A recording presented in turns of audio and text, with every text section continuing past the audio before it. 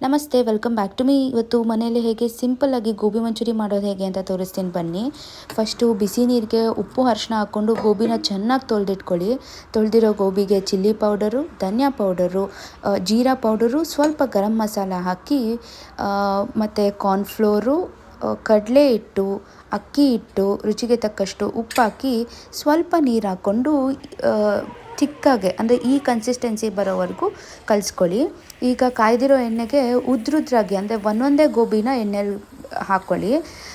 ಈಗ ಇನ್ನೊಂದು ಬಾಣಲಿಗೆ ಸ್ವಲ್ಪ ಎಣ್ಣೆ, 2 ಚಿಲ್ಲಿ, ಗ್ರೀನ್ ಚಿಲ್ಲಿ ಮತ್ತು ಜಿಂಜರ್ ಗಾರ್ಲಿಕ್ ಪೇಸ್ಟು, 1 ದಪ್ಪ ಈರುಳ್ಳಿ ಹಾಕ್ಕೊಂಡಿದ್ದೀನಿ. ಅದು ಕೆಂಪಗಾಗೋವರೆಗೂ ಫ್ರೈ ಮಾಡ್ಕೊಳ್ಳಿ. ಈಗ ಅದಕ್ಕೆ ಸ್ವಲ್ಪ ನೀರು ಹಾಕಿ ಚಿಲ್ಲಿ ಪೌಡರು, ಧನಿಯಾ ಪೌಡರು, ಗರಂ ಮಸಾಲ, ಜೀರಾ ಪೌಡರ್ ಹಾಕಿ ಸ್ವಲ್ಪ ಟೊಮೆಟೊ ಕೆಚಪ್ ಹಾಕಿ ರುಚಿಗೆ ತಕ್ಕಷ್ಟು ಉಪ್ಪು, ಕಾರ್ನ್ಫ್ಲೋರ್ ವಾಟರು, ಸ್ವಲ್ಪ ಶುಗರ್ ಹಾಕ್ಕೊಂಡ್ರೆ ಗ್ರೇವಿ ರೆಡಿ ಆಗುತ್ತೆ. ಈ ಗ್ರೇವಿಗೆ ಕರ್ದಿರೋ ಗೋಬಿನ ಹಾಕ್ಕೊಂಡು ವೆನಿಗರ್ ಹಾಕದೇ ಇರೋ ಕಾರಣ ನಾನು ಇಲ್ಲಿ ಲೆಮನ್ ಯೂಸ್ ಮಾಡ್ತಿದ್ದೀನಿ, ಮತ್ತು ಸ್ವಲ್ಪ ಕೊತ್ತಂಬರಿ ಹಾಕಿದ್ರೆ ಗೋಬಿ ಮಂಚೂರಿ ರೆಡಿ.